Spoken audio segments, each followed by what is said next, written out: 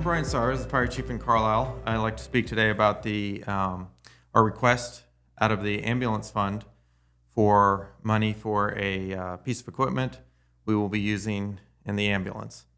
So we want this more advanced monitor for several reasons. One of them is we can acquire and transmit 12 lead EKGs from the scene to the ER, and then they can tell us which hospital we need to go to, et cetera. And also verify what treatments we are giving. Also, we can do some more advanced testing, like end-tidal capnography.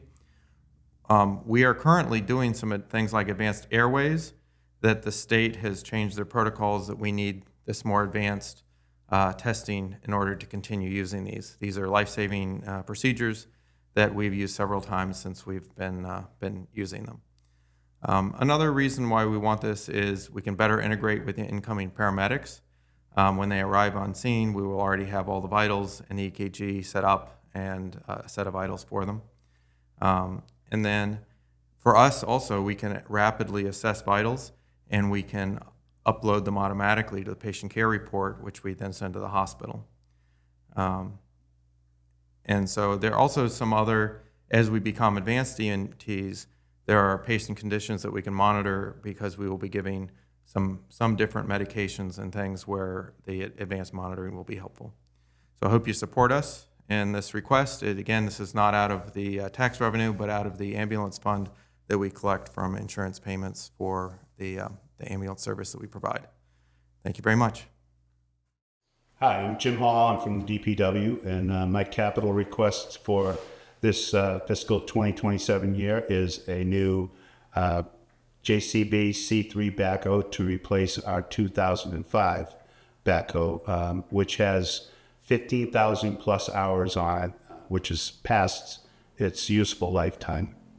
We have a small backhoe that was purchased in 2020, and that does not meet our needs. It's very maneuverable within the cemetery. However, we cannot dig over headstones. It doesn't have the reach, it doesn't have the power or the versatility that the one we currently have does. Our backhoe that we use now, we use it every single day. It's vital to our everyday operations. We use it for drainage, we use it for cemetery purposes. We use it for a lot of tree call-ins. It's very efficient. It can handle large loads efficiently and safely without endangering our workers when we're cutting trees in the middle of a storm or anything like that.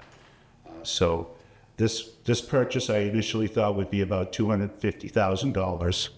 And through some research and negotiating trade-ins with the new backhoe that we have, we can reduce this ask to around $150,000, which I think is very reasonable, and it's something that's very important to us and very vital when we use it every single day. So I appreciate if you pass this, and thank you very much. Hi, I'm Jim Hall from the DPW. My capital request for fiscal 2027 is a cardboard container, multi-use, for the transfer station. I had a quote for the existing container that we have. It's 25 plus years old. It's rusting significantly, and the quote on that to fix it was around $9,000. So doing some research and contacting vendors, we can obtain a new one, which is multi-purpose. We can use it for cardboard, we can use it for trash, and that one is $15,000. So I think it's vital that we get this other container to keep the transfer station running smoothly and for many years to come. So thank you very much. Hi, I'm Scott Hefner. I'm the network manager for the Carlisle Public Schools, and my capital request is $30,000 to modernize the school's Wi-Fi. So it's been 9 years since we last upgraded the Wi-Fi, summer of 2017, and our most immediate need is that our Wi-Fi hardware, the access points, will no longer receive technical support, software updates, or security fixes for next year.